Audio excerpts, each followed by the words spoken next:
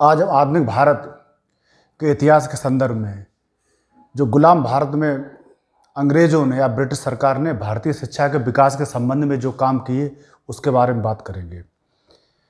जो बक्सर का युद्ध हुआ था 1764 ईस्वी तक, उस समय तक ब्रिटिश सरकार ने या ब्रिटिश ईस्ट इंडिया कंपनी ने शिक्षा के क्षेत्र में कोई भी काम नहीं किया, क्योंकि ब्रिटिश ईस्ट इंडिया कंपनी एक विशुद्ध व्यापारिक लाभ कमाने वाली कंपनी थी और उसने शिक्षा के क्षेत्र में निवेश करना उचित नहीं समझा। लेकिन जो अंग्रेज व्यापारी आए थे उस समय ब्रिटिश ईस्ट इंडिया कंपनी के साथ में, उनके साथ कुछ अंग्रेज पढ़े लिखे पादरी भी आए और उन्होंने भारत में ईसाई धर्म के प्रचार के लिए कुछ धर्मार्थ काम किए भारत के पिछड़े क्षेत्रों में, और ये मुख्य रूप से आदिवासी क्षेत्रों में किए।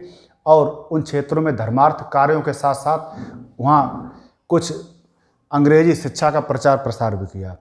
इस संबंध में कुछ व्यक्तिगत स्तर पर भी प्रयास किए गए। जैसे 1781 में वारेन हेस्टिंग्स ने कलकत्ता मदरसा की स्थापना की और कलकत्ता मदरसा में मुस्लिम कानून और मुस्लिम रीति रिवाजों की शिक्षा दी जाती थी। इसके बाद जो दूसरा प्रयास हुआ वो बनारस का एक रेजिडेंट था 1791 में, जोनाथन डंकन। उसने संस्कृत कॉलेज बनारस की स्थापना की। इसमें हिंदू विधि कानून और हिंदू दर्शन शास्त्र की शिक्षा दी जाती थी। इसके बाद सन 1800 में लॉर्ड वेलेस्ली द्वारा असैनिक अधिकारियों की ट्रेनिंग या शिक्षा प्रशिक्षण के लिए एक फोर्ट विलियम कॉलेज कलकत्ता में स्थापित किया गया, लेकिन कोर्ट ऑफ डायरेक्टर्स के निर्देश पर 1802 में एक कॉलेज बंद कर दिया गया। इसके बाद विलियम जोन्स ने एशियाटिक सोसाइटी ऑफ बंगाल की स्थापना की। इसके बाद आगे देखते हैं कि जो आंग्ल प्राच्य जो विवाद, इसके बाद आगे देखते हैं जो आंग्ल प्राच्य एक विवाद हुआ था कि भारतीयों को शिक्षा किस माध्यम में दी जाए, कि जो साहित्य है उसके आधार पर शिक्षा दी जाए या अंग्रेजी माध्यम या अंग्रेजी साहित्य के अनुसार शिक्षा दी जाए। तो इस संबंध में 1813 चार्टर अधिनियम लागू किया गया।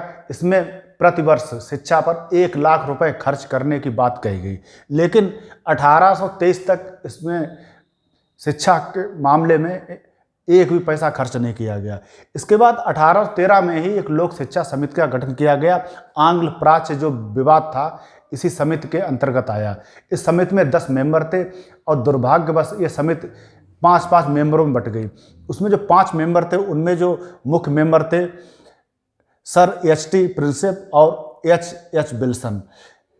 यह दोनों प्राच्य कालीन शिक्षा के समर्थक थे और हिंदुओं मुसलमानों के साहित्य के पुनरुत्थान को महत्वपूर्ण मानते थे, और साथ ही विज्ञान शिक्षा के भी समर्थक थे, लेकिन ये स्थानीय भाषा में शिक्षा देने के समर्थक थे।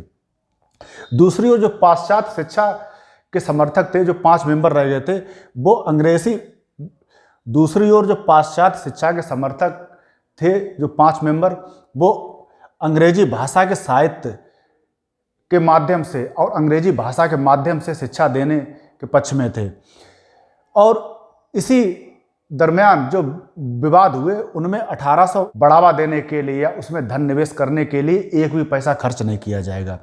इसी संदर्भ में मैकाले की शिक्षा नीति आई। जो मैकाले जो अंग्रेज था वो इसके बाद मैकाले शिक्षा नीति आई।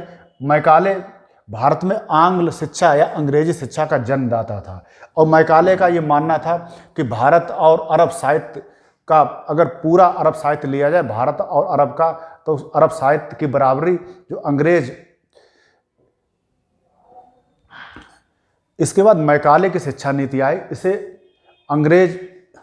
इसके बाद मैकाले की शिक्षा नीति आई। मैकाले को आंग्ल प्राच्य विवाद था उसे सुलझाने के लिए भेजा गया भारत। तो मैकाले भारत में अंग्रेजी शिक्षा का जन्मदाता माना जाता है, और मैकाले का ये मानना था कि भारत और अरब दोनों, लेकिन ब्रिटिश सरकार ने धन खर्च करने के लिए हामी नहीं भरी। तो इस संबंध में मैकाले ने एक अधोमुखी निस्यंदन सिद्धांत दिया, अर्थात डाउनवर्ड इन्फ्लेट।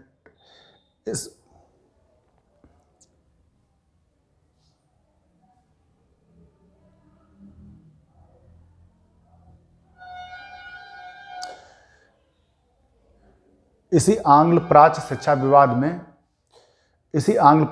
विवाद में मैकाले की शिक्षा नीति लाई गई, जिसे मैकाले ने लाया था। मैकाले भारत में अंग्रेजी शिक्षा का जन्मदाता था और मैकाले भारतीयों को अंग्रेजी माध्यम में, अंग्रेजी भाषा में शिक्षा देने का प्रबल समर्थक था। मैकाले ने यह कहा कि भारत और अरब दोनों, ये था मैकाले का उद्देश्य कि एक प्रकार के ऐसे भारतीय पैदा हों जो रंग, रूप और नस्ल से तो भारतीय हों, लेकिन आचार, विचार, व्यवहार और मानसिकता से पूर्णतः अंग्रेज हों। और उसने ऐसा इसलिए किया कि जिससे जो ब्रिटिश की औद्योगिक नीति थी, औद्योगिक नीति के द्वारा जो ब्रिटेन का जो माल उत्पादन होता था ब्रिटेन के फैक्ट्रियों में, उसकी खपत के लिए भारतीय एक बहुत बड़ा बाजार था। और उस बाजार के लिए एक स्थायी उपभोक्ता वर्ग बनाने के लिए ऐसा करना आवश्यक था कि अंग्रेजों को द्वारा भारतीयों को शिक्षा अंग्रेजी में दी जाए। इसके बाद चूँकि कंपनी का विस्तार हो चुका था उस समय, और विस्तार के साथ ही साथ कंपनी को प्रशासनिक मशीनरी की विशालता को देखते हुए उसे निचले स्तर के बाबू, क्लर्क और निचले स्तर के अन्य अधिकारियों की आवश्यकता हुई। तो इसके लिए कंपनी के लिए जो अंग्रेजी भाषा में प्राप्त शिक्षित व्यक्ति आवश्यक थे, जो कंपनी को एक वैध आधार प्रदान कर सकें, साथ ही साथ एक सेफ्टी वाल्व के रूप में कार्य करें, जिससे शिक्षित वर्ग किसी भी स्वतंत्रता आंदोलन के समय एकदम से ब्रिटिश सरकार के खिलाफ ना हो सके। इसके बाद इसी संदर्भ में सबसे पहले लाया गया 1854 में शिक्षा पर चार्ल्स वुड का डिस्पैच। इसमें भारतीय शिक्षा के विकास पर एक व्यापक योजना प्रस्तुत की गई और इसे भारतीय शिक्षा का मैग्ना कार्टा भी कहा जाता है। और इसमें यूरोपीय भाषाओं के द्वारा शिक्षा के प्रसार की बात की गई और इसमें उच्च शिक्षा को अंग्रेजी में देने की बात की गई, जबकि निचले जो जनसाधारण था उन्हें जो शिक्षा देने की बात की गई वो देसी भाषाएं या स्थानीय भाषाओं में देने की बात की गई या सिफारिश की गई। और इसमें देसी और भाषाई प्राथमिक पाठशालाएं स्थापित करने की सिफारिश की गई। और इसी संदर्भ में बम्बई, कलकत्ता, मद्रास में विश्वविद्यालयों को स्थापित करने की सिफारिश की गई। और इसमें सर्वप्रथम स्त्री शिक्षा पर बल दिया गया या स्त्री शिक्षा को देने की सिफारिश की गई, साथ ही साथ व्यावसायिक शिक्षा देने की बात की गई। इसके बाद हंटर शिक्षा आयोग आया। ये 1882 से 1883 तक कार्यशील रहा और इसका संबंध मुख्य रूप से प्राथमिक और माध्यमिक शिक्षा देने की सिफारिशों तक ही सीमित रहा, लेकिन फिर भी इस आयोग ने स्त्री शिक्षा पर पर्याप्त बल दिया। और साथ ही साथ इसी आयोग की सिफारिशों के कारण भारत में अगले 20 वर्षों तक माध्यमिक शिक्षा एवं कॉलेज की शिक्षा का विकास तीव्र गति से हुआ। इसके बाद भारतीय विश्वविद्यालय अधिनियम 1904 आया। ब्रिटिश सरकार का मानना था कि 20वीं शताब्दी के आरंभ में भारत में जो विश्वविद्यालय शिक्षा है उसका स्तर बहुत गिर गया है। साथ ही साथ जो भारत के विश्वविद्यालय हैं वो भारत में क्रांतिकारियों को उत्पन्न करने की फैक्ट्री बन गए हैं। इस संदर्भ में जो लॉर्ड कर्जन था उसने ये विचार किया कि जो विश्वविद्यालय हैं उनका सरकारीकरण कर दी। इस संदर्भ में लॉर्ड कर्जन ने यह विचार किया कि जो भारत में विश्वविद्यालय हैं उन पर सरकार का नियंत्रण बढ़ा दिया जाए। इसी संदर्भ में उसने एक शिमला सम्मेलन बुलवाया और कर्जन के ही निर्देश पर सर टॉमस रैले की सिफारिशों के आधार पर भारतीय विश्वविद्यालय अधिनियम 1904 पारित हुआ। इसकी जो सिफारिशें थीं वो कई सिफारिशें लागू हो गई और इसमें जो मुख्य सिफारिशें हैं वो इस प्रकार हैं।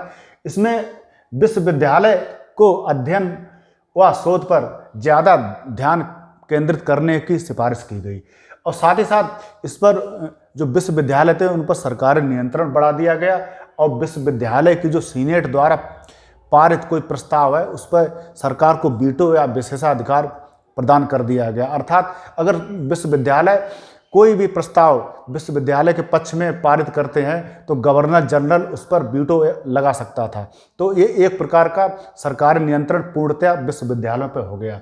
और साथ ही साथ विश्वविद्यालय की जो क्षेत्रीय सीमा थी उसे निर्धारित करने का अधिकार गवर्नर जनरल को दे दिया गया।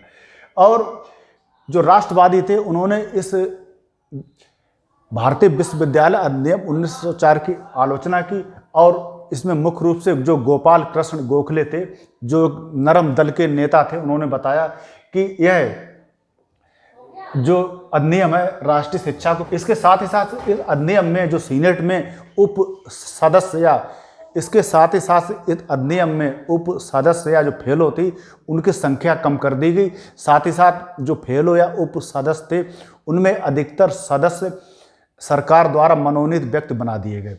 इसके बाद आता है सैडलर विश्वविद्यालय आयोग।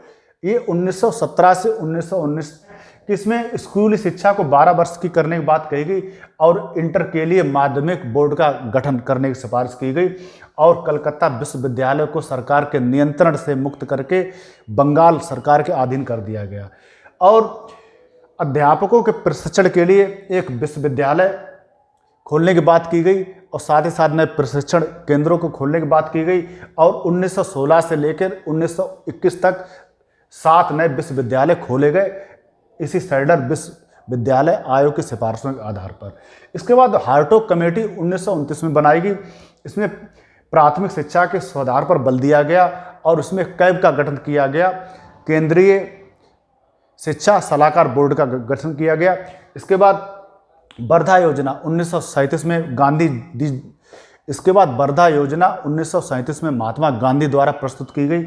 ये योजना गांधी जी ने हरिजन पत्रिका था उनमें जो एक लेखों की श्रृंखला थी उनके माध्यम से इस योजना को प्रस्तुत किया गया और इस योजना को प्रस्तुत करने का मुख्य उद्देश्य ये था कि जो शिक्षा दी जाए वो गतिविधियों के माध्यम से दी जाए, अर्थात जो बालक शिक्षा हासिल करे प्राथमिक से लेकर माध्यमिक स्तर तक वो अपने आसपास के वातावरण की वस्तुओं और रोजगार परक वस्तुओं को बनाने में उसके आधार पर शिक्षा हासिल करें और उसमें जैसे हस्तकला और कुटीर उद्योग आदि के प्रशिक्षण की बात की गई और साथ ही साथ इसमें प्राथमिक शिक्षा और माध्यमिक स्तर पर जो प्रशिक्षण देने की बात की गई वो एक प्रकार से भारत को स्वावलंबी, जो भारत में जो प्रांतीय सरकारें थी उनमें ज़्यादातर कांग्रेस सरकारें थी, उन सरकारों ने इस्तीफा दे दिया जिससे जो वर्धा योजना थी शिक्षा के संबंध में ये लागू ही नहीं हो सकी। उसके बाद शिक्षा की जो सार्जेंट योजना वो 1844 में आई। 1844 में आई। इसमें